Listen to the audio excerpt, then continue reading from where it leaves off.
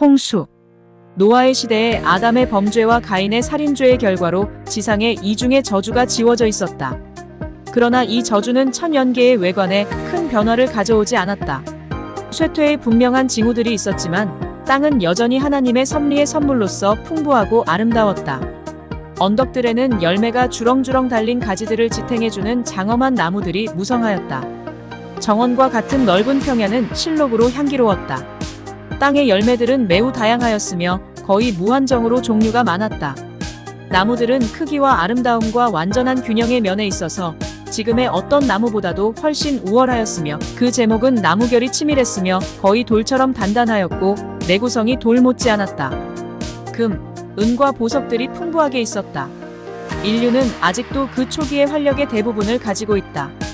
아담이 생명을 연장시키는 나무에 접근할 수 있었던 때로부터 수세대가 지났을 뿐이어서 사람의 수명은 아직도 100년을 단위로 헤아렸다.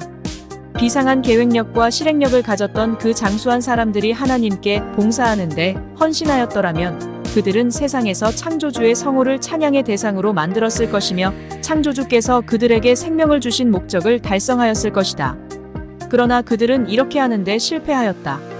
신장과 체력이 탁월하고 지혜가 걸출하고 가장 정교하고 놀라운 일들을 고안하는데 재간이 있는 거인들이 많았다. 죄악을 엄격하게 제어하지 않는 데 있어서의 그들의 죄악은 그들의 재간과 정신적 능력에 비례하였다. 하나님께서는 홍수전에 살았던 이 사람들에게 풍요한 선물을 많이 주셨다. 그러나 그들은 그분의 선물을 자신들을 영화스럽게 하는데 사용했으며 그들의 애정을 선물들을 주신 분에게가 아닌 선물들에만 둠으로써 그것들을 저주로 만들었다. 그들은 금은 보석과 상품의 목재를 써서 그들 자신을 위하여 주택을 건축하였고 그들의 가옥을 가장 공교한 솜씨로 아름답게 꾸미는 데 있어서 다른 사람들을 앞지르려고 노력하였다. 그들은 그들의 교만한 마음의 욕망을 만족시키기만을 추구했으며 쾌락과 사악의 길에 빠졌다. 마음에 하나님 두기 싫어한 그들은 얼마 안 있어 그분의 존재까지 부인하기에 이르렀다. 그들은 하나님 대신에 천연계를 숭상하였다. 그들은 천재적인 인간을 찬미하고 자신의 손으로 만든 작품을 숭배하였고 자녀들에게 아로새긴 우상에게 절하라고 가르쳤다. 푸른 들과 보기 좋은 나무 그늘 아래 그들은 우상들의 제단들을 쌓았다. 1년 내내 잎이 무성했던 넓은 숲들은 거짓 신들을 예배하는 데 바쳐졌다. 또 이 숲들의 아름다운 정원들이 접해 있었는데 그 나선형의 긴 통로들 위에는 온갖 종류의 과수 나무들이 가지를 뻗고 있었고 조상들로 장식되었으며 오관을 즐겁게 해주거나 사람들의 육감적 욕망을 불러일으킬 수 있는 모든 것들이 설치되어 있어서 그들을 우상 숭배에 참여하도록 유혹하였다. 사람들은 하나님을 그들의 지식 밖에 두고 그들이 상상해서 만든 피조물들을 숭배하였다. 그리고 그 결과로 그들은 점점 더 타락하게 되었다. 시편 기자는 우상 숭배가 그 숭배자에게 끼치는 결과를 이렇게 묘사한다. 그는 우상을 만드는 자와 그것을 의지하는 자가 다 그와 같으리로다라고 말한다. 시편 115장 8절 바라봄으로 변화하는 것이 인간의 마음의 법칙이다. 사람은 진리와 순결과 거룩함에 대하여 자신이 가지고 있는 개념 이상으로 높아지지 않는다. 만일 마음이 보통 인간성의 수준 이상으로 높여지지 아니하고 그것이 믿음으로 말미암아 하나님의 무한하신 지혜와 사랑을 명상하도록 높여지지 않는다면 사람은 계속적으로 점점 더 타락하게 될 것이다. 거짓 신들을 숭배하는 자들은 그들의 신들에게 인간의 속성과 성정을 부여했으며 그렇게 함으로써 그들의 품성의 수준은 죄악된 인간성의 수준까지 절약되었다. 그런 결과로 그들은 더럽혀졌다. 여호와께서 사람의 죄악이 세상의 관영함과 그 마음의 생각의 모든 계획이 항상 악할 뿐임을 보시고 온 땅이 하나님 앞에 패괴하여 강포가 땅에 충만한지라 창세기 6장 5절 11절 하나님께서는 사람에게 당신의 계명을 생애의 법칙으로 주셨으나 그분의 율법은 범해졌으며 그 결과 생각해낼 수 있는 온갖 죄가 나타났다. 사람들의 사악함은 공공연하고 담대하였으며 공의는 땅에 짓밟힌 바 되고 압제받는 자들의 부르짖음은 하늘에 상달되었다. 태초에 하나님께서 정하신 바와는 반대로 일부 다처가 매우 일찍이 시작되었다. 주께서는 아담에게 한 아내를 주심으로 그것에 관한 당신의 규칙을 보이셨다. 그러나 타락한 후에 사람들은 자신들의 죄악적인 욕망을 따르기로 선택하였다. 그 결과로 범죄와 비참하고 불행한 일이 신속하게 증가하였다. 결혼 관계나 재산의 소유권도 존중되지 않았다. 이웃의 아내나 소유물이 탐이 났을 때 누구든지 폭력으로 빼앗았으며 사람들은 그들의 난폭한 행위를 의시되며 자랑했다. 그들은 동물을 죽이는 일을 낙으로 삼았다. 그리고 육식을 함으로 그들은 더욱더 잔인하고 피에 굶주리게 되었다. 그리하여 마침내 그들은 인간의 생명을 놀랍도록 대수롭지 않게 여기게 되었다. 세계는 그 초기에 있었으나 죄악은 매우 깊고 널리 퍼져서 하나님께서 더 이상 그것을 참으실 수 없으셨다. 그리하여 그분은 마침내 나의 창조한 사람을 내가 지면에서 쓸어버리겠다고 말씀하셨다. 창세기 6장 7절 그분은 당신의 영께서 언제까지나 범죄한 인류와 다투지는 않을 것이라고 선언하셨다. 그들이 자신들의 죄로 세계와 그의 풍부한 귀중품을 더럽히는 일을 그치지 않는다면 그분은 그들을 그분의 우주에서 제거하시고 그들을 축복하시기 위하여 기쁨으로 주셨던 모든 것을 멸망시킬 것이었다. 그분은 들의 짐승들과 그렇게 풍부하게 양식을 공급했던 식물을 쓸어버리시고 아름다운 지구를 황폐와 파멸의 장면으로 변목해 하실 것이었다. 도처에 횡행하는 부패 가운데서도 무두셀라와 노아와 다른 많은 사람들은 참 하나님에 관한 지식을 간직하며 도덕적 사악의 조수를 막아보려고 노력하였다. 홍수 120년 전에 주께서 거룩한 천사를 통하여 노아에게 그분의 계획을 나타내시고 방주를 짓도록 지시하셨다. 방주를 짓는 동안 그는 하나님께서 세상에 홍수를 내리셔서 악인들을 멸하실 것이라는 기별을 전파하기로 되어 있었다. 이 기별을 믿고 회개와 개혁으로 그 사건을 위하여 준비하는 자들은 용서를 받고 구원을 얻을 것이었다. 에녹은 하나님께서 홍수에 관하여 자기에게 보여주신 바를 그의 자손들에게 반복하여 전파하였으며 노아의 설교를 살아서 들은 무두셀라와 그의 아들들도 방주를 짓는 일에 조력하였다. 하나님께서는 노아에게 방주의 정확한 치수와 건축에 관하여 세부에 이르기까지 일일이 확실한 지시를 주셨다. 인간의 지혜로는 그렇게 강력하고 내구성 있는 큰 건축물을 고안해낼 수 없었다. 하나님은 설계자이시고 노아는 건축가였다. 그것은 물 위에 뜨게 하기 위하여 선체와 같이 건조되었으나 여러 면에서는 집을 더 닮았다. 그것은 3층으로 되어 있었으며 문은 옆에 하나밖에 없었다. 광선은 위에서 들어오게 하고 여러 방도 다 빛이 들어오도록 만들어졌다. 방주를 건축하는 데 사용된 목재는 수백 년 동안 부패하지 않는 일종의 삼나무나 산다름나무였다. 이 굉장한 건조물의 건축 공정은 느리고 힘들었다. 나무들의 엄청난 크기와 그 제목의 특성 때문에 더 강한 체력을 가졌던 그 당시 사람들에게도 지금보다 목재를 준비하는데 훨씬 더 많은 노력이 들었다. 그 공사를 완전히 하기 위하여 사람이 할 수 있는 일은 다 했지만 그 방주 자체만으로는 지상에 임할 큰 폭풍우를 견뎌낼 수 없었을 것이다. 하나님께서만 맹렬한 물결 위에서 그분의 종들을 보전하실 수 있으셨다. 믿음으로 노아는 아직 보지 못하는 일에 경고하심을 받아 경외함으로 방주를 예비하여 그 집을 구원하였으니 이로 말미암아 세상을 정죄하고 믿음을 좇는 의의 후사가 되었다. 히 11장 7절 노아가 세상에 그의 경고의 기별을 전하고 있는 동안 그의 업적이 그의 성실성을 증거하였다. 이와 같이 하여 그의 믿음은 온전케 되었고 분명하게 드러났다. 그는 하나님께서 말씀하신 것을 그대로 믿는 모본을 세상에 보여주었다. 그가 소유했던 모든 것을 그는 방주를 짓는 데 바쳤다. 그가 마른 땅 위에 저 굉장한 배를 짓기 시작하였을 때에 많은 군중은 사방에서 그 이상스러운 광경을 보려고 또 그 비범한 설교자의 진지하고 열렬한 말을 들으려고 왔다. 방주를 짓기 위하여 내리치는 망치질 하나하나는 백성들에게 한 증거였다. 많은 사람들이 처음에는 경고를 받아들이는 것처럼 보였으나 그들은 참으로 회개하고 하나님께로 돌아오지는 않았다. 그들은 자기 죄를 버릴 마음이 없었다. 홍수가 이르기 전 지나간 기간 동안에 그들의 믿음은 시험을 당하였으며 그들은 그 시험을 견디지 못하였다.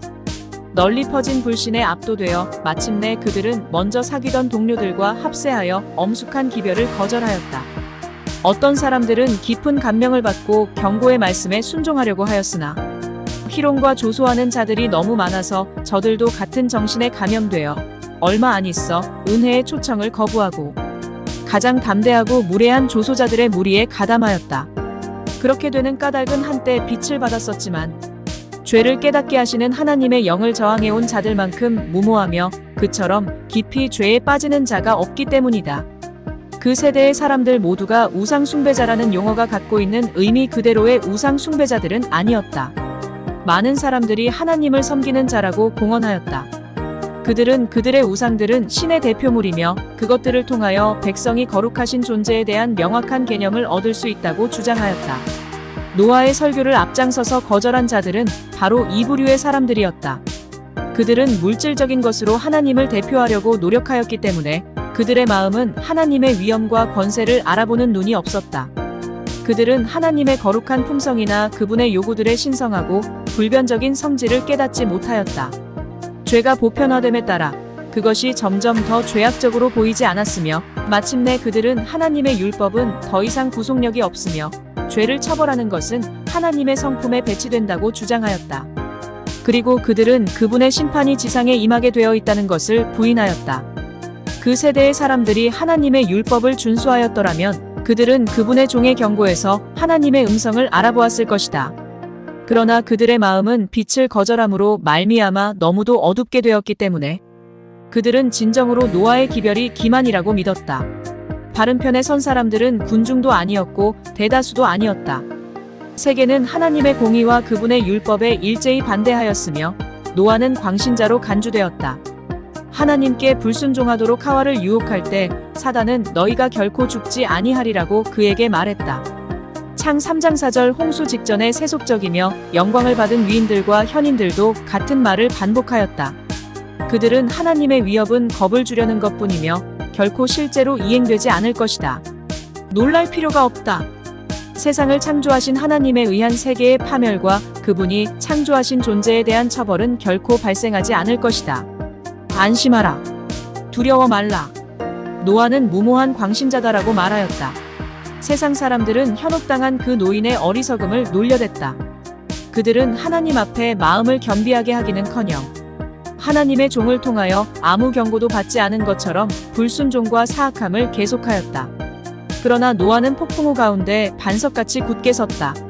대중의 멸시와 조롱에 둘러싸인 그는 거룩한 성실과 확고부동한 충성을 나타냈다. 그의 말은 그분의 종을 통하여 사람에게 말씀하신 하나님의 목소리였기 때문에 능력이 있었다.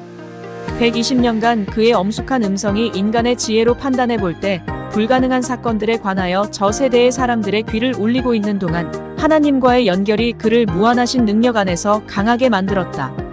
홍수 이전 세상 사람들은 수세기 동안 자연 법칙은 변한 적이 없었다고 판단을 내렸다. 계절의 순환은 그 순서대로 이르러 왔었다. 지금까지 비가 내린 적은 결코 없었으며 땅은 안개나 이슬로 물 공급을 받았다. 강들은 아직까지 그들의 경계선을 넘어 범람한 적이 없었고 강물을 안전하게 바다까지 날랐다. 고정된 하나님의 명령은 물이 제방을 넘어 범람하지 못하게 하였다. 그러나 이 논자들은 내가 여기까지 오고 넘어가지 못한 욥 3811다고 말씀하시며 물들을 멈추게 하신 그분의 손길을 인식하지 못하였다. 자연계의 특별한 변화 없이 시간이 흘러가자 때때로 공포로 떨었던 자들이 안심하기 시작하였다. 그들은 오늘날 많은 사람들이 추론하듯이 자연계는 자연계를 만드신 하나님 위에 있으며 자연 법칙은 매우 확고하게 확립되었기 때문에 하나님께서도 그것들을 변경시키실 수 없다고 추론하였다. 노아의 기별이 옳다면 자연은 그 궤도에서 이탈한 것이 될 것이라고 추론하면서 그들은 세상 사람들의 마음속에 노아의 기별을 일종의 기만 곧 일대망상으로 생각하게 하였다. 그들은 경고를 받기 전과 똑같이 행동함으로써 하나님의 경고에 대한 그들의 멸시를 나타냈다. 그들은 연락과 폭식의 잔치를 계속 열었다. 그들은 먹고 마시며 심고 지으며 장래에 얻기를 바라는 이득에 관한 그들의 계획을 세웠다. 그들은 무한하신 하나님을 조금도 두려워하지 않는다는 것을 증거하기 위해 더 한층 사악하게 행동하였고 하나님의 율법을 더욱더 도전적인 태도로 무시하였다. 그들은 노아가 말한 것에 조금이라도 참된 것이 있다면 세상에서 명성이 높은 사람들, 현명한 이들, 사려 깊은 이들, 위인들이 그것을 깨달았을 것이라고 단언하였다. 홍수전 사람들이 그 경고를 믿고 그들의 악한 행실을 회개하였더라면 주께서 후세의 니느웨에서 행하신 것처럼 그분의 진노를 돌이키셨을 것이었다. 그러나 양심의 견책과 하나님의 예언자의 경고를 완강히 거절함으로 그 세대 사람들은 그들의 죄악의 잔을 채웠고 멸망의 때는 무르익었다. 그들의 은혜의 기간은 거의 끝나가고 있었다. 노아는 하나님께로부터 받은 교훈들을 충실히 실행했다. 방주는 주께서 지시하신 대로 각 부분이 완성되었고 사람과 짐승을 위한 양식도 저장되었다. 이제 하나님의 종은 백성에게 마지막으로 엄숙한 호소를 하였다. 말로 표현할 수 없는 애절한 열망을 가지고 그는 찾을 수 있는 동안에 피난처를 구하도록 그들에게 간청하였다. 그러나 또다시 그들은 그의 말을 배척하고 농담과 조소의 소리를 높였다. 갑자기 조롱하던 군중이 침묵에 휩싸였다. 각종 짐승, 가장 사나운 짐승에서 온순한 짐승뿐 아니라 야수들에 이르기까지 각종 짐승들이 산과 숲에서 나와 조용히 방주를 향하여 걸어가는 것이 보였다. 급한 바람 같은 소리가 들리면서 사방에서 새들이 날아들어오는데 그들의 수요는 하늘이 어두워질 정도였으며 질서정연하게 방주로 들어갔다. 동물들은 하나님의 명령을 순종한 반면에 사람들은 불순종하였다. 거룩한 천사들의 인도를 받아 암수 둘씩 노아에게 나아와 방주로 들어가고 정결한 짐승은 7쌍씩 들어갔다. 세상 사람들은 놀라움으로 어떤 사람들은 무서움으로 이 광경을 바라보았다. 이 예사롭지 않은 사건을 설명하도록 철학자들을 불렀지만 헛수고였다. 이것은 그들이 설명할 수 없는 신비였다. 그러나 사람들은 빛을 계속적으로 거절함으로 말미암아 마음이 아주 강팍해졌기 때문에 이러한 광경도 그들에게 순간적인 인상밖에 줄 수 없었다. 태양이 여전히 영광스럽게 빛나고 땅이 거의 에덴의 아름다움으로 옷입은 것을 보았을 때에 이 멸망받을 운명에 처한 사람들은 소란한 환락으로 그들의 마음에 떠오르는 두려움을 없애버렸고 그들의 난폭한 행위로 이미 일깨워진 하나님의 진노의 재앙을 자신들에게 불러들이는 것 같이 보였다. 하나님께서 노아에게 너와 내 온 집은 방주로 들어가라. 내가 이 세대에 내 앞에서 의로움을 내가 보았음이라고 명하셨다. 창세기 7장 1절 노아의 경고가 세상 사람들에게는 거절을 당하였지만 그의 감화와 모본이 그의 가족에게는 복된 결과를 가져왔다. 그의 충성과 성실의 보상으로서 하나님께서는 그의 모든 가족들을 그와 함께 구원하셨다. 부모의 성실에 대한 이 얼마나 큰 격려인가. 죄 많은 인류에 대한 자비의 간청은 그쳐졌다. 그들의 짐승들과 공중의 새들은 피난처로 들어갔고 노아와 그의 가족은 방주 안에 있었다. 여호와께서 그를 닫아 넣으셨다. 눈부신 섬광이 나타나고 번개보다 더 환한 영광의 구름이 하늘에서 내려와 방주문 앞에 떠돌았다. 방주 안에 들어간 사람들이 닫을 수 없는 육중한 문이 눈에 보이지 않는 손에 의하여 천천히 닫혔다. 노아는 방주 안에 들어가 있었고 하나님의 긍휼을 거절한 자들은 닫힌 방주 밖에 있었다. 하늘의 인이 그 문에 찍혔다. 하나님께서 그것을 닫으셨으며 하나님께서만 그것을 여실 수 있었다. 그와 같이 하늘 구름을 타시고 오시기 전 그리스도께서 죄인을 위한 그분의 중보를 그치실 때에 자비의 문은 닫힐 것이다. 그렇게 되면 하나님의 은혜가 더 이상 악인들을 제어하지 않을 것이며 하나님의 자비를 거절해온 자들은 사단에게 완전히 지배될 것이다. 그들은 하나님의 백성을 멸하려고 노력할 것이다. 그러나 마치 노아가 닫혀진 방주 안에 있었던 것처럼 의인들은 하나님의 능력으로 보호될 것이다. 노아와 그의 가족이 방주에 들어간 후 7일 동안 폭풍우가 올 아무런 징조도 나타나지 않았다. 이 기간 동안 저들의 믿음은 시험을 당하였다. 밖에 있는 세상 사람들에게는 승리의 때이었다. 분명한 지체는 노아의 기별은 기만이었고 홍수는 결코 이르지 않을 것이라는 그들의 신념을 더욱 굳게 해주었다. 짐승들과 새들이 방주에 들어가며 하나님의 천사가 문을 닫은 그 엄숙한 광경을 목격하고도 그들은 여전히 농담을 하면서 술을 마시고 흥청거리기를 계속하였고 심지어는 하나님의 능력의 그 놀라운 표현을 조롱하였다. 그들은 때를 지어 방주 주위에 모여 그 안에 들어가 있는 사람들을 비웃고 대담하게도 전에 없던 난폭한 행위를 감행하였다. 그러나 8째 날에 검은 구름이 온 하늘을 덮었다. 나지막한 천둥 소리와 번갯불이 뒤따랐다. 얼마 안 가서 큰 빗방울이 떨어지기 시작하였다. 세상 사람들은 이와 같은 것을 전혀 목격한 적이 없었으므로 그들의 마음은 공포에 휩싸였다. 모든 사람들은 참으로 노아가 옳았던 것일까? 세상은 멸망당할 운명에 있는 것일까? 하고 수군거렸다. 하늘은 점점 더 어두워지고 내리는 비는 점점 더 빨라졌다.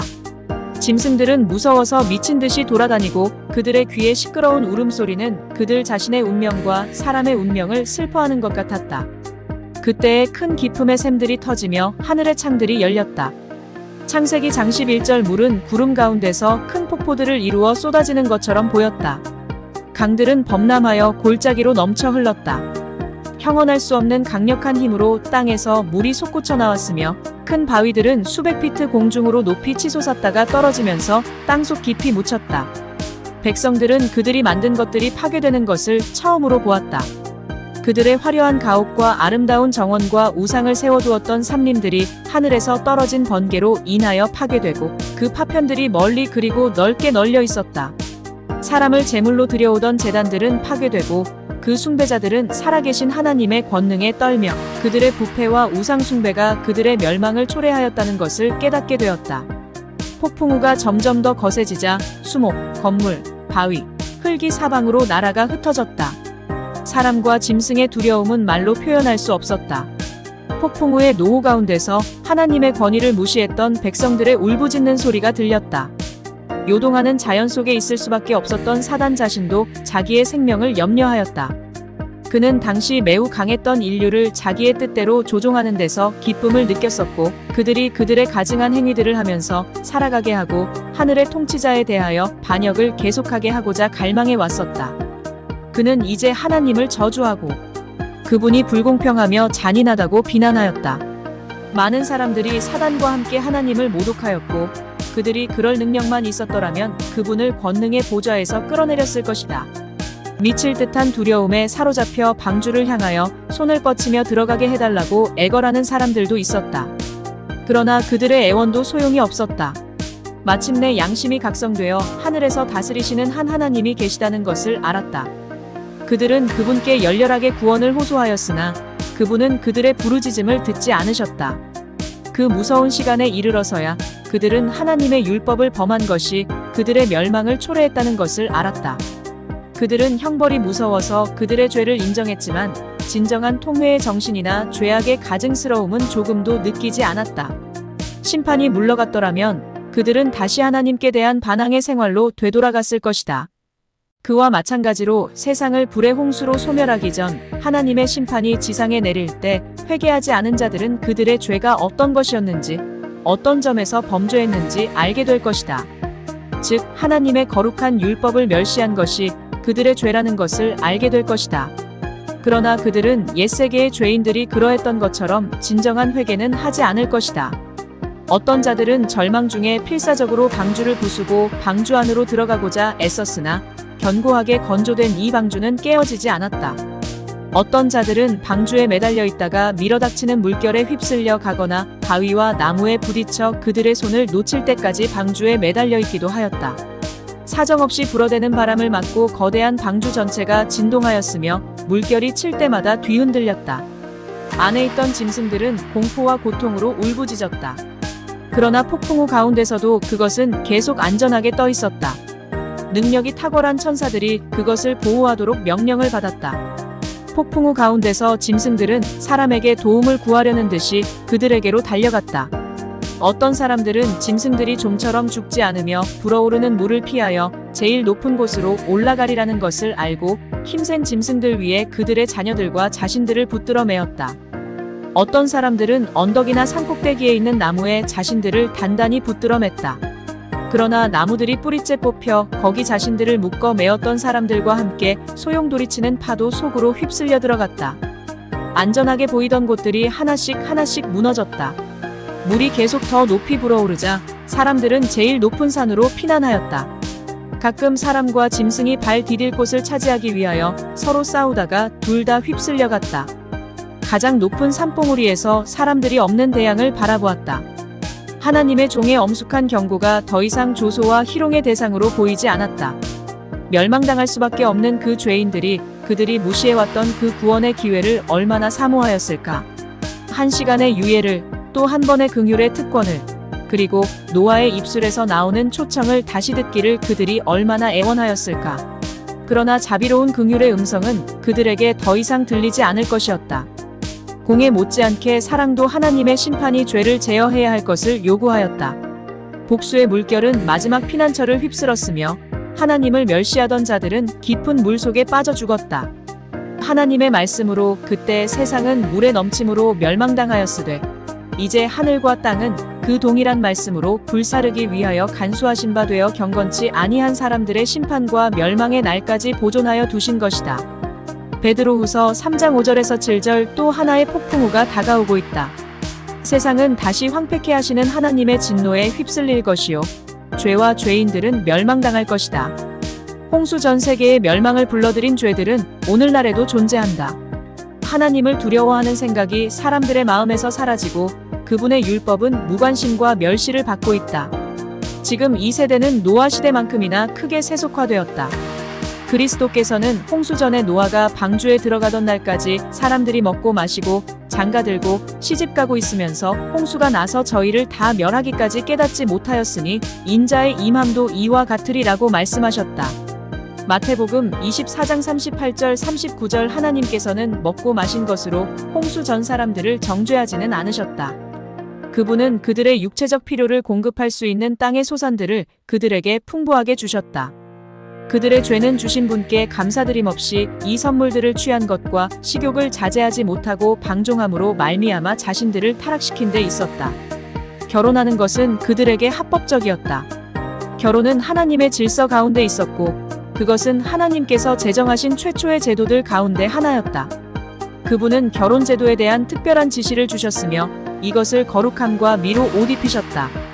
그러나 이 지시는 잊혀졌고 결혼은 왜곡되어 정욕을 채우는 수단으로 전락되어 버렸다. 현재의 상황도 이와 비슷하다.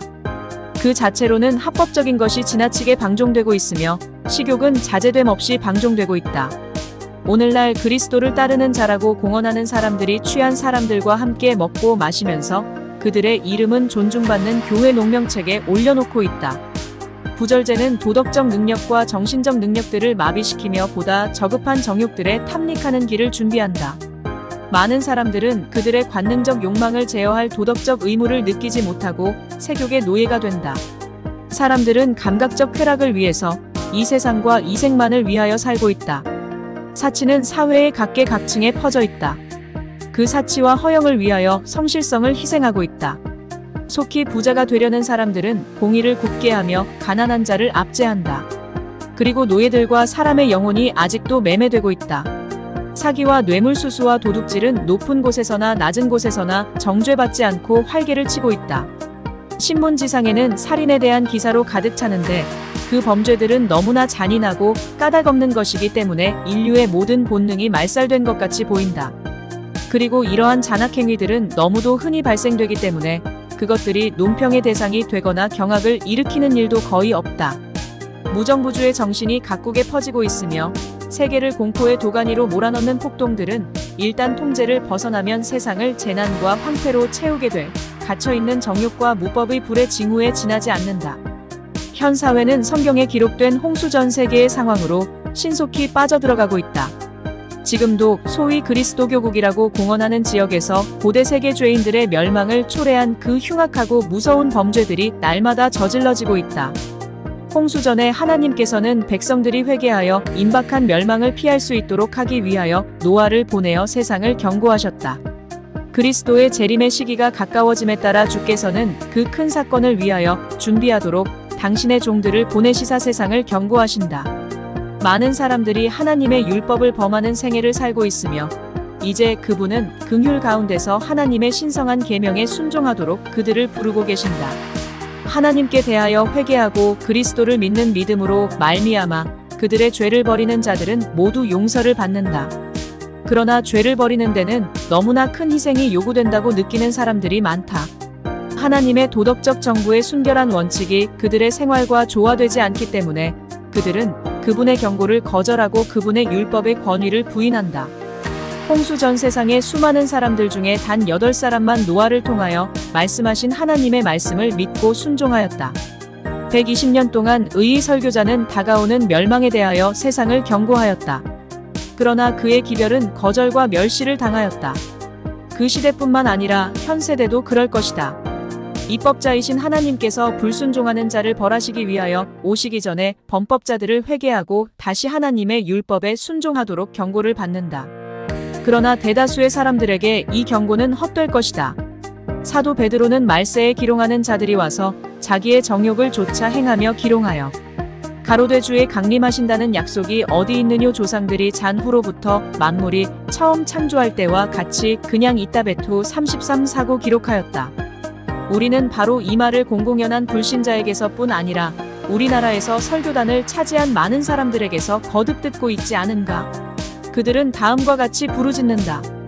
그리스도께서 오시기 전에 온 세계가 회개하고 의인이 1000년 동안 왕노릇할 것이므로 놀랄 이유가 전혀 없다. 평안하다, 평안하다. 만물은 태초에 있었던 것 같이 계속된다. 군걱정하는 사람들의 흥분시키는 기별에 아무도 불안해하지 마시오. 그러나 천년기에 대한 이 같은 교리는 그리스도와 그분의 사도의 가르침과 조화하지 않는다. 예수께서는 인자에 올 때에 세상에서 믿음을 보겠느냐는 의미심장한 질문을 하셨다.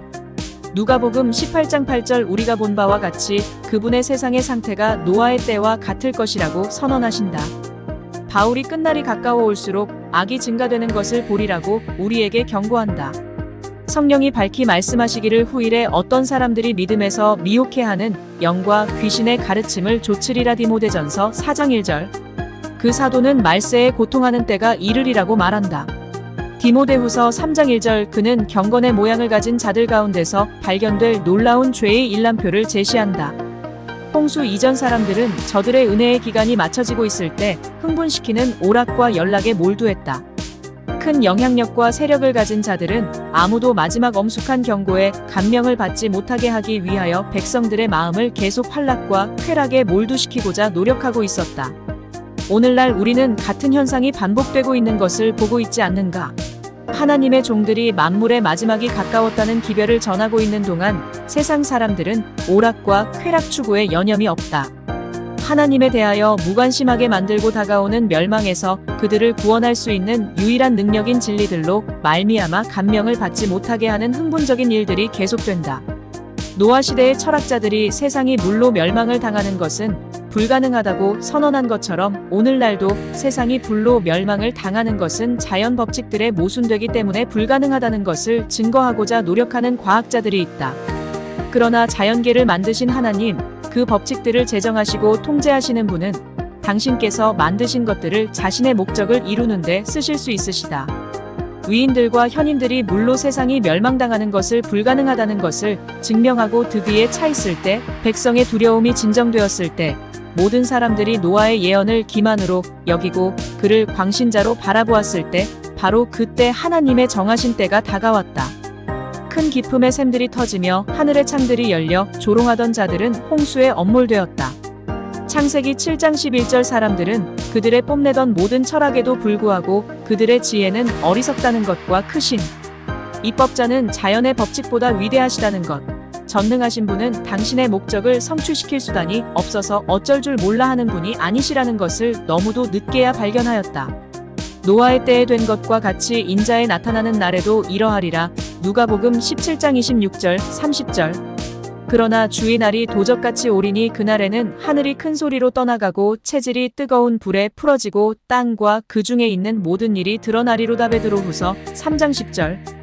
철학적 이론이 하나님의 심판에 대한 공포를 떨어버리고 종교 지도자들이 평화와 번영에 장구한 시대가 올 것을 가리키고 있을 때 세상 사람들이 심고 집짓고 잔치하고 연락하며 하나님의 경고를 거절하고 그분의 사자들을 조롱하며 그들의 사업과 향락에 몰두하고 있을 때 멸망이 호련히 저희에게 이르리니 결단코 피하지 못할 것이다. 데살로가전서 5장 3절. 홍수 후 물은 가장 높은 산 위로 15규빗이나 높이 올랐다. 5개월이란 긴 기간 동안 그들의 배는 외관상으로는 바람과 물결에 따라 이리저리 흔들렸기 때문에 방주 안에 있던 일가족에게는 가끔 그들이 멸망당할 수밖에 없는 듯이 보였다. 그것은 참으로 고통스러운 시련이었으나 하나님의 손이 키를 잡고 계신다는 확신이 있었으므로 노아의 믿음은 흔들리지 않았다. 물이 줄어들기 시작하자 여호와께서는 당신의 능력으로 보존하신 일군의 산들로 보호된 한 지점에 방주를 떠들어가게 하셨다. 이 산들은 서로 조금밖에 떨어져 있지 않았으므로 방주는 이 조용한 안식처 안에서 움직였으며 더 이상 끝없는 대양으로 떠돌아다니지 않았다. 이것은 폭풍 후에 시달려 지친 항해자들에게 큰 안도감을 주었다. 노아와 그의 가족들은 다시 지상으로 나가고자 하는 마음이 간절하였으므로 물이 줄어지기를 몹시 고대하였다. 산봉우리들이 모습을 나타낸 40일 후에 그들은 냄새 잘 맡는 새인 까마귀를 내보내어 땅이 말랐는지 알아보게 하였다. 물밖에 아무것도 발견하지 못한 그 새는 계속 방주를 들락날락하였다. 7일 후에 비둘기를 내보냈으나 그것도 발 디딜 곳을 찾지 못하여 방주로 되돌아왔다. 노아는 7일을 더 기다려 다시 그 비둘기를 내보냈다. 저녁에 그 비둘기가 감람나무 잎사귀를 물고 돌아왔을 때에는 큰 기쁨이 있었다. 후에 노아가 방주 뚜껑을 제치고 본즉 지면에 물이 거쳤더창 813라. 그러나 그는 방주 안에서 끈기 있게 기다렸다. 그는 하나님의 명령에 따라 방주에 들어간 것 같이 떠나라는 특별한 지시가 내리기를 기다렸다. 마침내 한 천사가 하늘에서 내려와 육중한 문을 열고 족장과 그의 가족들에게 모든 생물들을 데리고 땅으로 내려가라고 명하였다. 방주에서 풀려나오는 기쁨 중에서도 노아는 은혜로운 보호를 베푸사 그들을 보존하신 그분을 잊지 않았다. 그가 방주에서 나와서 처음으로 한 일은 제단을 쌓고 각종 정결한 짐승과 새들 중에서 희생을 드려서 구원에 대한 그의 감사를 하나님께 드린 일이었다. 그는 그같이 함으로 위대한 희생 제물이신 그리스도께 대한 그의 신앙을 나타냈다. 이 제사는 주를 기쁘시게 했으며 족장과 그의 가족뿐 아니라 땅에 살게 될 모든 사람에게 축복을 가져다 주었다. 여호와께서 그 향기를 흠양하시고 그 중심에 이르시되 내가 다시는 사람으로 인하여 땅을 저주하지 아니하리니 땅이 있을 동안에는 심음과 거둠과 추위와 더위와 여름과 겨울과 낮과 밤이 쉬지 아니하리라. 창세기 8장 21절, 22절. 여기에 모든 후세대를 위한 교훈이 있었다. 노아는 황폐된 지상에 나왔었으나 자신을 위하여 집을 준비하기 전에 하나님께 제단을 쌓았다. 그가 소유한 가축은 적었으며 그것들을 보존하느라 많은 수고를 아끼지 않았었다. 그러나 그는 만물이 그분의 것임을 인정하는 표로서 즐겁게 그 가축의 일부를 주께 드렸다. 이와 같이 우리의 자원하는 헌물을 하나님께 드리는 것이 우리의 첫 관심사가 되어야 한다. 우리에게 베푸시는 그분의 모든 긍휼과 사랑에 대하여 우리는 기도로 그리고 그분의 사업을 위하여 헌물을 드림으로 우리에게 베푸시는 그분의 모든 자비와 사랑을 감사하는 마음으로 인정해야 한다. 구름이 모여들고 비가 내릴 때에 또 다른 홍수가 내리지 않을까 하는 끊임없는 공포에 쌓이지 않도록 주께서 노아의 가족들에게 한 약속을 하심으로 그들에게 용기를 주셨다. 내가 너희와 언약을 세우리니 땅을 침몰할 홍수가 다시 있지 아니하리라. 내가 내 무지개를 구름 속에 두었나니 이것이 나의 세상과의 언약의 증거니라. 내가 구름으로 땅을 덮을 때에 무지개가 구름 속에 나타나면 내가 보고 나 하나님과 모든 생물 사이에 된 영원한 언약을 기억하리라. 창세기 9장 11절에서 16절. 사람들과 맺으신 언약의 징표로서 아름다운 무지개를 구름 속에 이렇게 두심으로 나타내신 당신의 그릇 행하는 피조물에 대한 하나님의 겸손과 동정은 얼마나 큰가. 주께서는 무지개를 보실 때에 당신의 언약을 기억하시겠다고 선언하신다. 그러나 이것은 그분께서 당신의 언약을 잊어버릴 수도 있다는 것을 의미하지는 않는다. 그분께서는 우리가 그분을 더 잘 이해하도록 하시기 위하여 우리 인간의 언어로 우리에게 말씀하신 것이다. 후대의 자손들이 하늘에 걸쳐 있는 영광스러운 아치의 뜻이 무엇인지를 물을 때에 그들의 부모들이 홍수의 이야기를 되풀이하고 다시는 세상을 물로써 멸망시키시지 않겠다는 보증으로 지극히 높으신 분께서 둥근 무지개를 만드셔서 구름 속에 두셨다는 것을 저들에게 이야기해 주도록 하는 것이 하나님께서 목적하신 바였다. 이리하여 이것은 대대로 사람에 대한 하나님의 사랑을 증거하고 하나님께 대한 그들의 신뢰를 굳게 할 것이었다. 하늘에는 무지개 비슷한 것이 보좌를 두르고 있으며 그리스도의 머리 위에 아치형을 이루고 있다. 에스겔 선지자는 그 사면 광채의 모양은 비오는 날 구름에 있는 무지개 같으니 이는 여호와의 영광의 형상의 모양이라 말한다. 에스겔 1장 28절 계시자 요한은 보라 하늘의 보좌를 베풀었고 그 보좌 위에 앉으신 이가 있는데 또 무지개가 있어 보좌에 둘렸는데 그 모양이 녹보석 같더라고 선언하였다. 계시록 4장 2절, 3절 사람이 그의 큰 죄로 인하여 하나님의 심판을 초래할 때 구주께서는 그를 위하여 아버지께 간구하시며 회개한 죄인에 대한 하나님의 자비의 징표로서 구름 속에 있는 무지개와 보좌, 주위를 두르고 있는 무지개와 자신의 머리 위에 둘린 무지개를 가리키신다. 하나님께서는 홍수에 관하여 노아에게 주신 보증을 그분의 은혜의 가장 귀중한 약속 중의 하나와 결부시키셨다. 내가 다시는 노아의 홍수로 땅 위에 범람치 않게 하리라 맹세한 것 같이 내가 다시는 너를 노하지 아니하며 다시는 너를 책망하지 아니하기로 맹세하였노니 산들은 떠나며 작은 산들은 옮길지라도 나의 인자는 내게서 떠나지 아니하며 화평케 하는 나의 언약은 옮기지 아니하리라. 너를 긍휼히 여기는 여호와의 말이니라. 이사야 54장 9절 10절. 노아가 그와 함께 방주에서 나온 힘센 맹수들을 바라보았을 때에 모두 여덟빈 그의 가족들이 그들에게 멸절당하지나 않을까 두려워하였다. 그러나 주께서는 한 천사를 보내사 그분의 종에게 보증의 기별을 주셨다. 땅의 모든 짐승과 공중의 모든 새와 땅에 기는 모든 것과 바다의 모든 고기가 너희를 두려워하며 너희를 무서워하리니 이들은 너희 손에 붙이었음이라. 무릇산 동물은 너희의 식물이 될지라. 채소같이 내가 이것을 다 너희에게 주노라. 창세기 9장 2절 3절. 이전에는 하나님께서 사람에게 동물의 고기를 먹도록 허락하지 않으셨다. 그분께서는 인류가 전적으로 땅의 소산을 먹고 살아가도록 의도하셨다. 그러나 모든 푸른 것이 죽어버렸으므로 그분께서는 방주 안에 보존되었던 정결한 동물의 고기를 먹도록 허락하셨다. 홍수 때의 땅의 표면은 전부 변하였다. 죄악의 결과로 세 번째 무서운 저주가 지상에 임하였다. 물이 줄어지기 시작하자 산들과 언덕들은 흙탕물의 대해로 둘러싸였다. 도처에 사람들과 짐승들의 시체가 널려 있었다. 주께서는 이 시체들이 그대로 남아서 부패하여 대기를 오염시키도록 버려 두지 않으시고 흙으로 큰 매장지를 만드셨다. 물을 말리기 위해 그분께서 일으킨 강풍은 큰 힘으로 그 시체들을 옮겼는데 때로는 산봉우리까지 옮겨 시체 위에 나무와 바위와 흙을 쌓아 올렸다.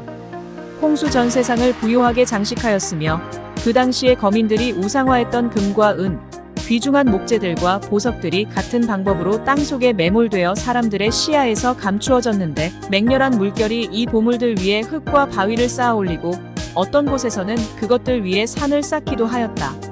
하나님께서는 죄 많은 사람들을 부요하게 하시고 번영하게 하시면 하실수록 그들이 그분 앞에서 더 부패하게 되리라는 것을 보셨다. 풍성하게 주시는 분이신 하나님께 영광을 돌리도록 인도했어야 할 보물들이 숭배의 대상이 되어왔었던 반면에 하나님께서는 수치와 멸시를 받아오셨다. 드러난 땅의 모습은 묘사할 수 없을 만큼 어지럽고 황폐하였다. 한때 그처럼 완전한 균형미를 가지고 있어서 아름다웠던 산들은 파괴되고 불규칙하게 되었다.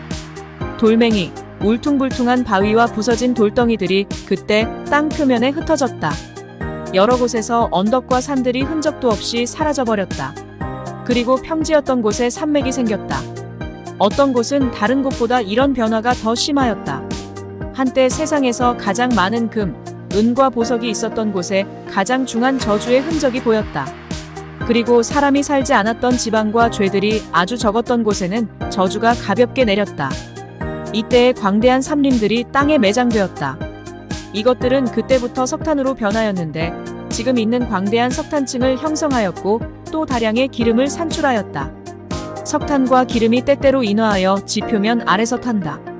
그리하여 바위들이 뜨거워지고 석회석이 타며 철광석이 용해된다. 물이 석회석에 미치는 작용이 고열의 맹위를 더하여 지진, 화산과 분화의 원인이 된다. 불과 물이 암석과 광석의 광맥들과 접촉할 때에 지하에서 큰 폭발과 함께 둔화된 뇌성 같은 소리가 난다. 공기는 뜨겁고 사람의 숨을 막는다. 화산의 분출이 따른다. 그리고 때때로 화산의 분출이 가열된 물체들이 뚫고 나갈 충분한 분출구를 만들어주지 못할 때도 있다. 이때에는 지구 자체가 진동하고 땅이 바다의 물결처럼 융기하고 부풀어 오르고 큰 균열이 생겨서 때때로 도시와 촌락과 불타는 산들이 삼켜버린 바 된다. 이런 놀라운 현상들은 그리스도의 재림과 세상의 종말 직전에 세상의 신속한 멸망의 징조로서 차츰 더 빈번히 발생할 것이며 더욱더 가공할 파괴력을 행사할 것이다. 땅의 깊은 곳은 주의 병기고인데 고대 세계의 멸망에 사용되었던 무기들은 이곳에서 나왔다. 땅에서 솟구쳐 나온 물은 하늘에서 내린 물과 합하여 멸망시키는 일을 성취하였다. 홍수 이래로 물뿐만 아니라 불도 사악한 도시들을 멸망시키는 하나님의 도구로 사용되어 왔다. 이 심판들은 하나님의 율법을 경시하고 그분의 권위를 짓밟는 자들로 그분의 능력 앞에서 떨게 하며 당신의 공의로운 주권을 인정하도록 하시기 위하여 하나님께서 보내신 것이다. 화염을 내뿜는 불타는 산들을 볼 때 그리고 용해된 광석들이 급류를 이루어 강들을 말리며 사람이 많이 사는 도시들을 덮치고 도처에 파멸과 황폐를 가져오는 것을 볼 때 강심장을 가진 사람들도 공포에 쌓였고 불신자들과 하나님을 모독해온 자들도 하나님의 무한하신 능력을 시인하지 않을 수 없었다. 이와 같은 광경에 관하여 옛 선지자들은 다음과 같이 기록하였다. 원컨대 주는 하늘을 가르고 강림하시고 주의 앞에서 산들로 진동하기를 불이 섭을 사르며 불이 물을 끓림 같게 하사 주의 대적으로 주의 이름을 알게 하시며 열방으로 주의 앞에서 떨게 하옵소서. 주께서 강림하사 우리의 생각밖에 두려운 일을 행하시던 그때의 산들이 주의 앞에서 진동하였으사야. 64장 1절에서 3절나이다. 여호와의 길은 회리바람과 강풍에 있고 구름은 그 발에 티끌이로다. 그는 바다를 꾸짖어 그것을 말리우시며 모든 강을 말리우시나니. 나훔 1장 3절 4절. 그리스도께서 재림하실 때에는 세상이 이제까지 본 것보다도 훨씬 더 무서운 현상들이 발생할 것이다. 그로 인하여 산들이 진동하며 작은 산들이 녹고 그의 앞에서는 땅 곳 세 개와 그 가운데 거하는 자들이 솟아오르는도다. 누가 능히 그 분노하신 앞에 서며 누가 능히 그 진노를 감당하랴. 여호와여 주의 하늘을 들이우고 강림하시며 산들에 접촉하사 연기가 바라게 하소서. 번개를 번득이사 대적을 흩으시며 주의 살을 바라사 저희를 파하소서. 나훔 1장 9절 6절. 시편 144장 5절 6절. 또 내가 위로 하늘에서는 기사와 아래로 땅에서는 징조를 베풀리니 곧 피와 불과 연기로다. 사도행전 2장 19절. 번개와 음성들과 뇌성이 있고 또 큰 지진이 있어 어찌 큰지 사람이 땅에 있어 오므로 이같이 큰 지진이 없었더라. 각 섬도 없어지고 산악도 간데 없더라. 또 중수가 한 달란트나 되는 큰 우박이 하늘로부터 사람에게 내리더라. 계시록 16장 18절 20절 22절. 하늘의 번개불과 땅의 불이 합칠 때에 산들은 용광로처럼 타며 무시무시한 용암을 쏟아내어 정원과 전답, 농촌과 도시를 덮칠 것이다. 강에 빠진 들끓는 녹은 물질은 물을 끓게 하여 묘사할 수 없을 정도로 맹렬하게 큰 바위들을 날려보내어 부서진 조각들을 땅 위에 흩어놓을 것이다. 강들이 말라버릴 것이다. 땅은 진동하고 각처에서 무서운 지진과 폭발이 일어날 것이다. 이와 같이 하나님께서는 사악한 자들을 지상에서 멸절하실 것이다. 그러나 노아가 방주 안에서 안전하게 보호된 것 같이 의인들은 이 소동 가운데서도 보호될 것이다. 하나님께서 그들의 피난처가 되실 것이며 그들은 그분의 날개 아래 의지할 것이다. 시편 기자는 다음과 같이 말한다. 내가 말하기를 여호와는 나의 피난처시라 하고 지존자로 거처를 삼았으므로 화가 내게 미치지 못하며. 시편 91장 9절 10절. 여호와께서 환난 날에 나를 그 초막 속에 비밀히 지키시고 그 장막 은밀한 곳에 나를 숨기시리라. 시편 27장 5절. 하나님께서는 저가 나를 사랑한즉 내가 저를 건지리라. 저가 내 이름을 안즉 내가 저를 높이리라고 약속하신다. 시편 91장 4절. 글자 그대로의 주일. 주일 제도는 안식일과 같이 창조 때에 시작되었으며 성경 역사를 통하여 계속 보존되어 내려와 우리에게 이르렀다. 하나님께서는 세상 끝날까지 계속될 주일의 한 표본으로 친히 최초의 주일을 구분하셨다. 최초의 주일은 다른 모든 주일과 같이 24시간을 하루로 하는 7일로 구성되었다. 창조 사업에 6일이 걸렸다. 하나님께서는 제7일에 쉬시고 이날을 축복하셔서 사람의 안식의 날로 구별하셨다. 시내산에서 주신 율법 가운데 하나님께서는 주일과 그것의 기초가 된 사실들을 시인하셨다. 안식일을 기억하여 거룩히 지키라고 명령하시고 엿새 동안에 행해져야 할 일과 일곱째 날에 해서는 안 될 일을 구체적으로 말씀하신 후에 그분께서는 당신 자신의 모본을 가리키시면서 이와 같이 주일 제도를 지켜야 할 이유가 무엇인지 말씀하신다. 이는 엿새 동안에 나 여호와가 하늘과 땅과 바다와 그 가운데 모든 것을 만들고 제7일에 쉬었음이라. 그러므로 나 여호와가 안식일을 복되게 하여 그날을 거룩하게 하였느니라. 출애굽기 20장 8절에서 11절. 우리가 창조 주간의 날들이 글자대로 24시간 하루라는 것을 깨달을 때에 이 이유는 아름답고 설득력 있게 보인다. 매 주일의 첫 6일은 일하는 시간으로 인간에게 주어졌는데 그 이유는 하나님께서 창조 사업을 하실 때 첫 주일 가운데 같은 기간을 쓰셨기 때문이다. 제7일에 사람은 창조주의 쉬심을 기념하여 일을 중지해야 한다. 그러나 첫 주일의 창조 사건에 수만 년이 걸렸으리라는 억측은 넷째 계명의 기초를 직접적으로 파괴한다. 이것은 마치 어마어마한 막연한 기간을 기념하기 위하여 글자대로의 날들로 구성된 주의를 지키도록 사람에게 명령하시는 분으로 창조주를 나타낸다. 이것은 피조물들을 다루시는 그분의 방법과 같지 아니하다. 그것은 그분께서 아주 분명하게 하신 것을 애매모호하게 한다. 그것은 가장 음험한, 따라서 가장 위험한 형태의 불신이다. 그것의 참 성질이 감쪽같이 변장되었기 때문에 성경을 믿노라 공언하는 많은 자들도 그것을 믿고 가르치고 있다. 여호와의 말씀으로 하늘이 지음이 되었으며 그 만상이 그 입 기운으로 이루었도다. 저가 말씀하심에 이루었으며 명하심에 견고히 섰도다. 시편 33장 6절, 9절. 성경은 이 세상이 오랜 세월을 통하여 혼돈 상태에서 서서히 진화되었다는 것을 인정하지 않는다. 창조의 하루하루는 그 뒤에 잇따른 모든 날처럼 저녁과 아침으로 되었다고 거룩한 기록은 선언한다. 매일의 끝에 창조주의 일의 결과가 발표되어 있다. 첫 주일의 기록 끝에 천지에 창조된 대략 제너레이션이 이러하니라는 말이 있다. 창세기 2장 4절. 그러나 이 말씀은 창조 때의 날들이 글자대로의 날들이 아니라는 사상을 나타내지 않는다.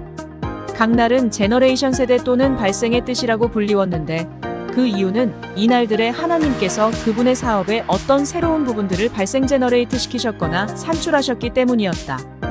지질학자들은 지구 자체 가운데서 지구가 모세의 기록이 가르치는 것보다 훨씬 더 오래되었다는 증거를 발견한다고 주장한다. 지금 존재하거나 수천 년 전에 존재했던 어떤 것보다도 훨씬 큰 사람과 짐승들의 뼈, 무기, 화석이 된 나무 등이 발견되어 왔다. 이러한 것들로부터 창조의 기록에 나타난 시간보다 오래전에 지금 살고 있는 어떤 사람보다도 훨씬 큰 종족이 지구에 살고 있었으리라고 추론되었다. 이와 같은 추론은 성경을 믿는다고 공언하는 많은 사람들로 하여금 창조의 날들은 막연한 긴 기간이라고 믿는 입장을 채택하도록 만들었다. 지질학은 성경 역사를 떠나서는 아무것도 증명할 수 없다. 그 발견에 확신을 가지는 자들도 홍수전의 사람들, 짐승들, 나무들의 크기나 당시에 일어났던 큰 변화에 대한 적합한 관념을 전혀 가지고 있지 못하다. 땅에서 발견된 유물들은 현대와는 많은 점에서 제조건들이 달랐다는 증거를 준다. 그러나 이와 같은 상태가 존재했었던 때는 영감으로 기록된 말씀에서만 배울 수 있다. 홍수의 역사 가운데서 영감은 지질학만으로는 결코 파헤칠 수 없는 것을 설명하였다.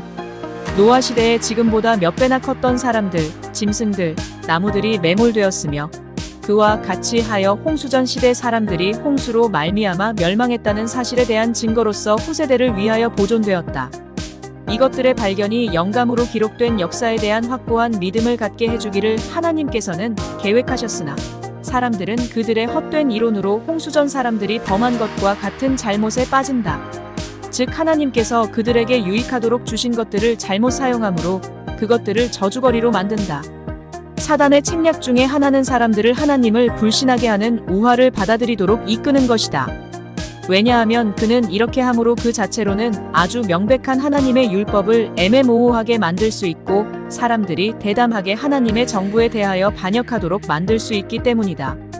그는 그의 노력을 특히 넷째 계명을 파괴하는 데 기울이고 있는데 그 이유는 그것이 천지의 창조주이신 살아계신 하나님을 분명하게 가리키고 있기 때문이다.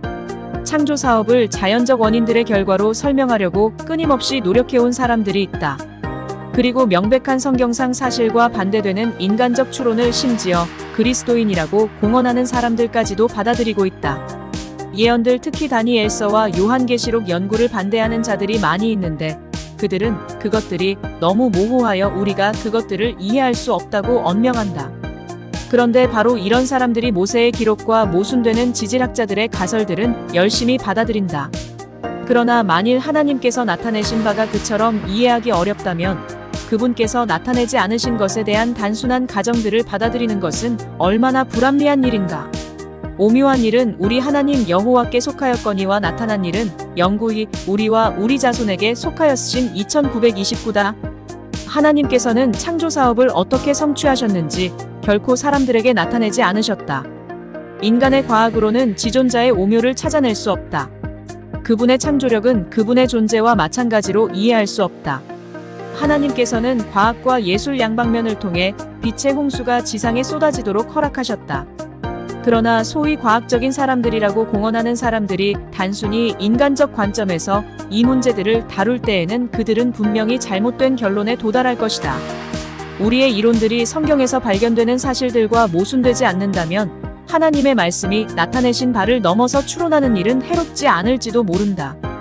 그러나 하나님의 말씀을 떠나서 그분의 창조 사업을 과학적 원리로 설명하려는 사람들은 해도나 나침반 없이 미지에 대항해서 표류하고 있는 것이다.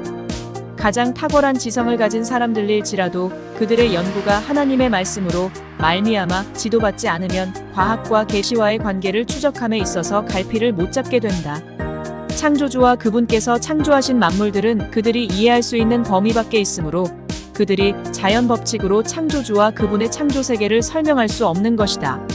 그래서 그들은 성경 역사가 신빙성이 없다고 생각한다. 신구약 성경 기록의 신빙성을 의심하는 자들은 한 걸음 더 나아가 하나님의 존재까지 의심하게 될 것이며 그때에 그들은 닻을 잃어버렸으므로 불신의 암초에 부딪히게 된다. 이 사람들은 신앙의 단순성을 잃어버렸다. 하나님의 거룩한 말씀의 신성한 권위에 대한 확고 부동한 신앙이 있어야 한다. 성경은 사람들의 과학적 관념으로 시험되어서는 안 된다. 인간의 지식은 신뢰할 수 없는 안내자다. 흠잡기 위하여 성경을 읽는 회의론자들은 과학이나 계시에 관한 자신의 불완전한 이해 때문에 양자 사이의 모순들을 발견한다고 주장할지도 모른다. 그러나 올바르게 이해하면 과학과 계시는 완전히 조화된다. 모세는 하나님의 성령의 인도 아래에서 기록하였다. 그러므로 올바른 지질학 이론은 성경의 기록과 조화시킬 수 없는 발견을 했다고 결코 주장하지 않을 것이다. 천연계에서건 계시에서건 모든 진리는 그 모든 표현에 있어서 일관성이 있다. 하나님의 말씀 가운데는 가장 위대한 학자들도 결코 답변할 수 없는 질문들이 많이 있다. 유한한 인간들이 그들이 자랑하는 온갖 지혜를 가지고도 결코 완전히 이해할 수 없는 일이 심지어 일상생활의 평범한 일들 가운데도 얼마나 많이 있는지를 우리에게 보이기 위해 하나님께서는 이러한 주제들에 관심을 돌려보라고 촉구하시고 있다. 그런데도 과학자들은 하나님의 지혜를 그분께서 행하셨거나 하실 수 있는 것들을 이해할 수 있다고 생각한다. 그분께서는 당신 자신의 법으로 말미암아 제약을 받으신다는 사상이 널리 퍼져 있다. 사람들은 그분의 존재를 부인하거나 무시하는가 하면 만물, 심지어 사람의 마음에 역사하시는 그분의 성령의 활동까지도 설명할 수 있다고 생각한다. 그리고 그들은 더 이상 그분의 이름을 존경하거나 그분의 권능을 두려워하지 않는다. 그들은 하나님의 법이나 그 법을 통해 당신의 뜻을 이루시는 무한한 능력을 이해하지 못하므로 초자연적인 것을 믿지 않는다. 일반적으로 사용되고 있는 바대로 자연의 법칙은 물질 세계를 주관하는 법들에 관하여 사람들이 발견할 수 있었던 것들로 구성되어 있다.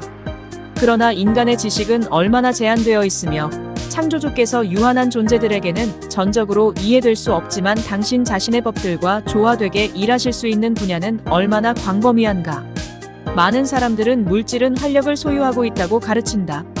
즉 물질에는 어떤 특성들이 주어져 있는데 그것은 그의 고유한 에너지로 활동하도록 되어 있으며 천연계의 운행은 철칙에 따라 행해지고 있으며 이 법칙은 하나님 자신도 간섭하실 수 없다고 가르친다.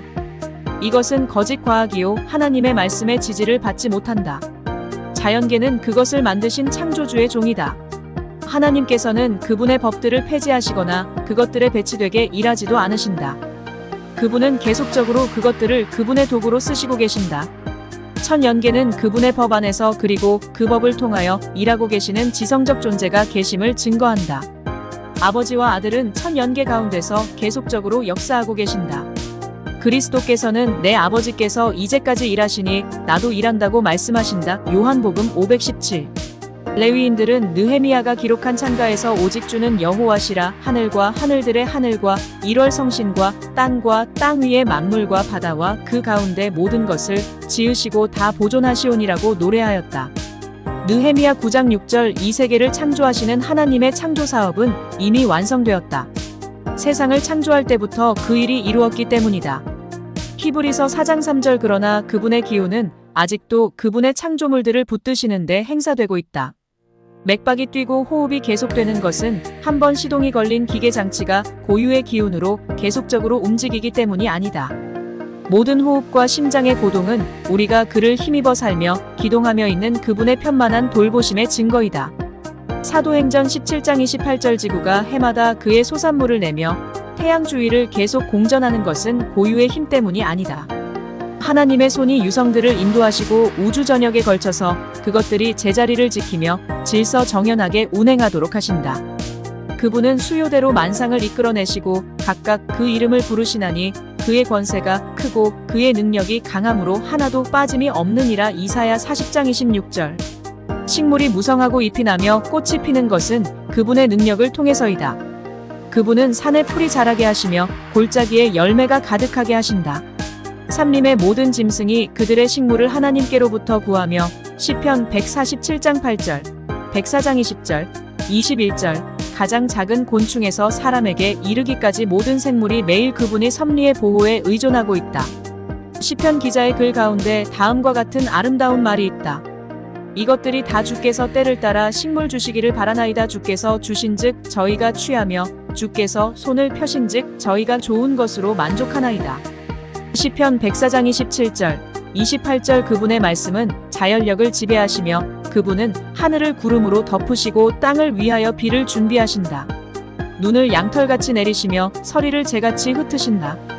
그가 목소리를 바라신즉 하늘에 많은 물이 생기나니 그는 땅 끝에서 구름이 오르게 하시며 비를 위하여 번개하게 하시며 그곳간에서 바람을 내신다. 시편 147장 16절, 에레미야 10장 13절. 하나님은 만물의 근원이시다. 모든 참된 과학은 그분의 일하심과 조화되며 모든 참된 교육은 모두 그분의 통치에 순종하도록 인도한다. 과학은 새로운 경이들을 우리 눈앞에 공개하며 매우 높이 치솟아 새로운 깊은 것들을 탐구한다. 그러나 과학의 연구는 하나님의 계시와 모순되는 결과를 결코 가져오지 않는다. 무지로 인하여 과학이라는 이름을 빙자하여 하나님에 대한 거짓 견해를 지지하려고 노력할지 모르나 천년계의 책과 기록된 말씀은 서로 빛을 비추어 준다. 이렇게 해서 우리는 창조주를 숭배하고 그분의 말씀을 이지적으로 신뢰하도록 인도된다. 인간은 어느 누구도 무한하신 분의 존재, 능력, 지혜나 업적들을 완전히 이해할 수 없다. 거룩한 기자는 이렇게 말한다.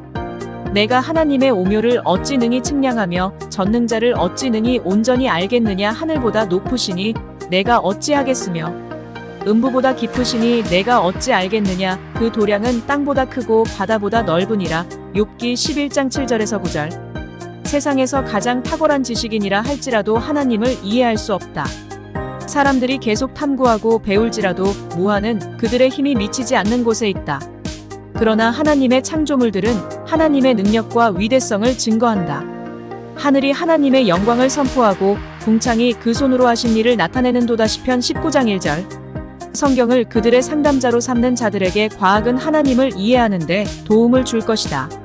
창세로부터 그의 보이지 아니하는 것들 곧 그의 영원하신 능력과 신성이 그 만드신 만물에 분명히 보여 알게 된다. 로마서 1장 20절. 바벨탑.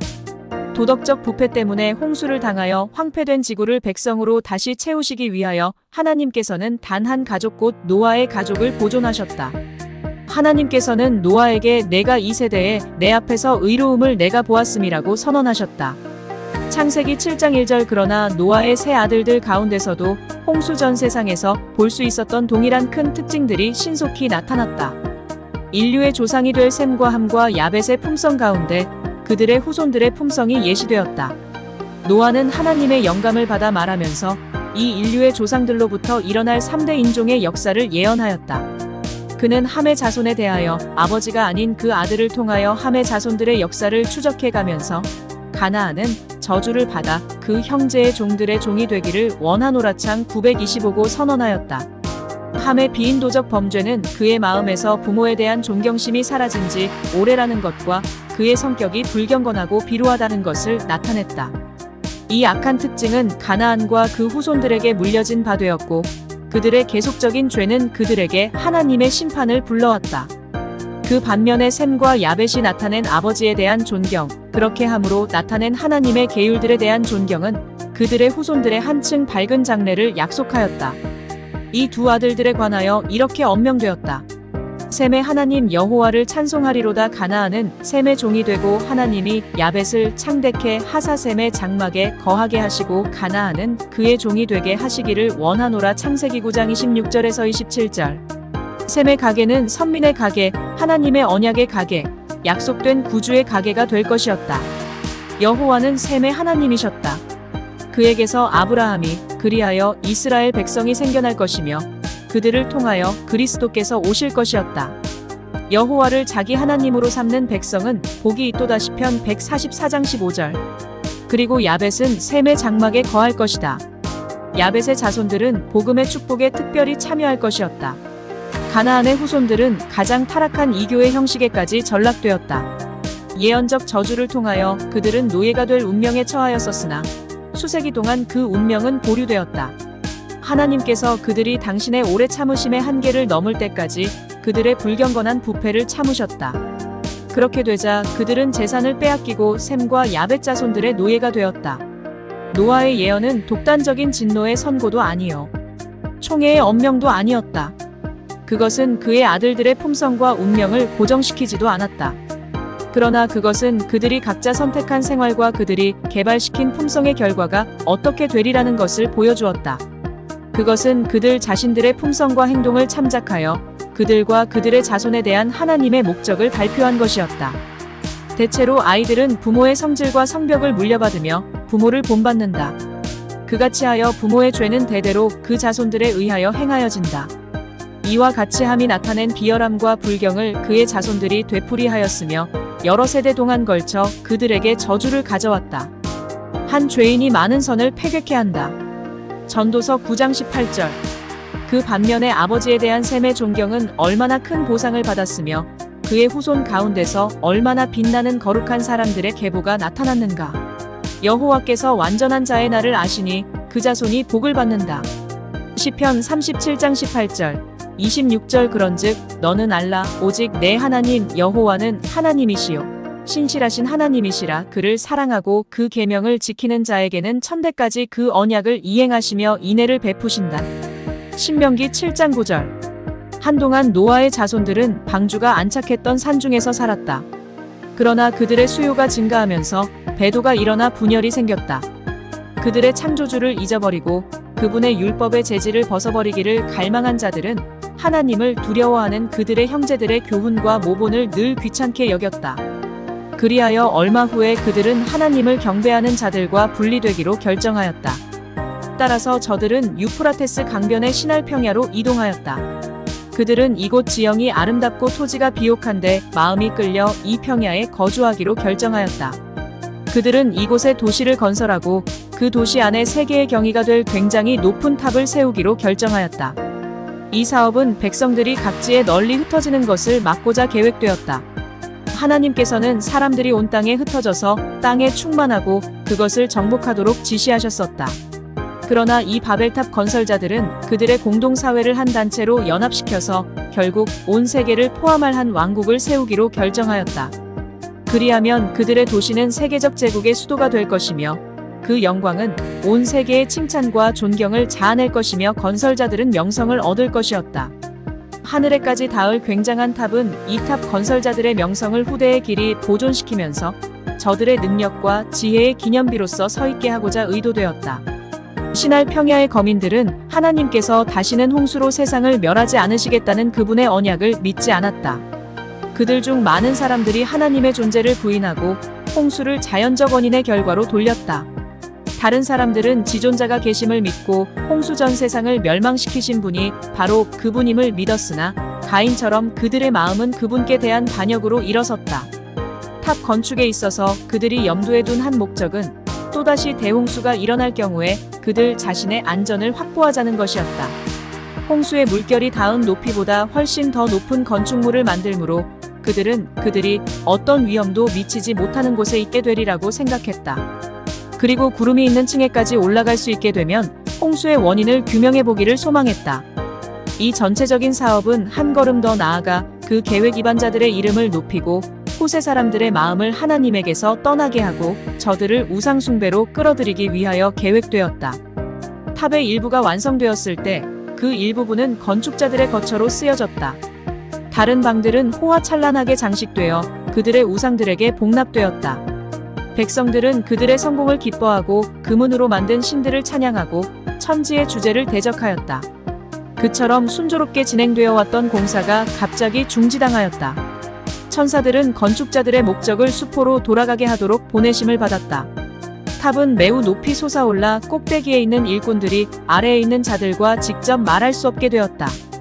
그러므로 사람들이 각각 다른 지점에 배치되어 각기 필요되는 재료들의 주문이나 공사에 관한 다른 지시들을 받고 자기 다음에 있는 사람에게 전하였다. 이와 같이 기별들이 한 사람에게서 다른 사람에게 전하여질 때 이상하게도 언어의 혼란이 일어났다. 그리하여 필요 없는 재료가 주문되었고 전달된 공사의 지시가 주어진 지시와 정반대되는 일이 잦았다. 혼란과 낭패가 잇따랐으며 모든 공사는 곧 답보 상태에 있게 되었다. 이제는 더 이상 조화나 협력이 있을 수 없었다. 건축자들은 그들 사이에 있는 이상한 오해들의 이유를 도무지 밝힐 수 없었고 분노와 실망 중에 그들은 서로 비난하였다. 그들의 공모는 투쟁과 유혈로 종말을 고하였다. 하나님의 불쾌히 여기심의 증거로 하늘에서 번개가 내려 탑의 상부를 파괴하여 땅에 떨어뜨렸다. 사람들은 하늘에서 통치하시는 하나님이 계시다는 것을 느끼게 되었다. 이때까지는 모든 사람들이 동일한 언어를 사용해 왔었다. 이제는 서로 말을 알아들을 수 있는 사람들끼리 집단으로 뭉쳐서 사방으로 흩어졌다. 여호와께서 거기서 그들을 온 지면에 흩으셨다. 창세기 11장 8절 이 분사는 온 땅에 사람들을 살게 하는 수단이었다. 이리하여 주의 목적은 사람들이 하나님의 뜻을 방해하려고 했던 바로 그 방편을 통하여 성취되었다. 그러나 하나님을 대적하고 일어선 사람들은 얼마나 큰 손실을 당하였는가.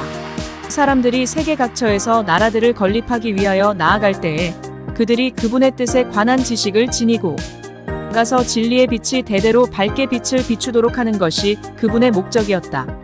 충실한 의의 설교자 노아는 홍수 후 350년간 살았고 셈은 500년간 살았다. 그리하여 그들의 후손들은 하나님의 요구와 하나님께서 그들의 조상들을 취급하신 역사에 정통하게 될 수 있는 기회가 있었다. 그러나 그들은 그들의 구미에 맞지 않는 이 진리들에 귀를 기울이려고 하지 않았다. 그들은 마음에 하나님 두기를 싫어했다. 언어의 혼란 때문에 그들은 하나님의 빛을 그들에게 줄 수가 있었을지 모를 사람들과의 왕래를 거의 차단당했다. 바벨탑 건설자들은 하나님께 대한 불평의 정신에 빠졌다. 아담에게 베푸신 그분의 긍휼과 노아와 맺으신 그분의 은혜로운 언약을 기억하면서 감사하기는커녕 그들은 최초의 부부를 에덴에서 추방하시고 세계를 홍수로 멸망시킨 하나님의 가혹하심에 대하여 불평하였다. 그러나 하나님을 가혹하며 독단적이라고 불평하는 한편 그들은 폭군 중에도 가장 잔인한 폭군의 통치를 받아들이고 있었다. 사단은 그리스도의 죽음을 예표하는 희생제물에 치욕을 끼치려고 애쓰고 있었다. 백성들의 마음이 우상 숭배로 어두워지자 사단은 그들로 하여금 제물을 모조하게 하여 그들의 우상의 제단에 자신들의 자녀들을 제물로 드리게 하였다. 사람이 하나님을 떠났을 때 공의, 순결, 사랑 등과 같은 하나님의 속성들은 압박, 폭력, 잔인에 밀려났다. 바벨 사람들은 하나님에게서 독립된 정부를 세우기로 결정하였었다. 그들 중에는 하나님을 경외하는 사람들도 있었으나 그들은 불신자들의 주장에 속아 그들의 술책에 말려든 사람들도 있었다. 주님께서는 그들 가운데 있는 충성스러운 자들을 위하여 그분의 심판을 지체하시고 그들의 참된 품성을 나타내도록 백성들에게 시간을 주셨다. 백성들의 참된 본성이 드러나게 되자 하나님의 아들들은 그들에게 그들의 목적을 단념시키고자 노력하였다. 그러나 백성들은 그들의 대담한 사업에 완전히 연합되었다. 저지하지 않은 채 그대로 버려두었더라면 그들은 세계를 그 여명기에 타락시켰을 것이다. 그들의 동맹은 반역에 기초되었다. 그들은 하나님의 주권이나 영광을 인정하지 않고 자신들을 높이고자 왕국을 건설하려고 하였다.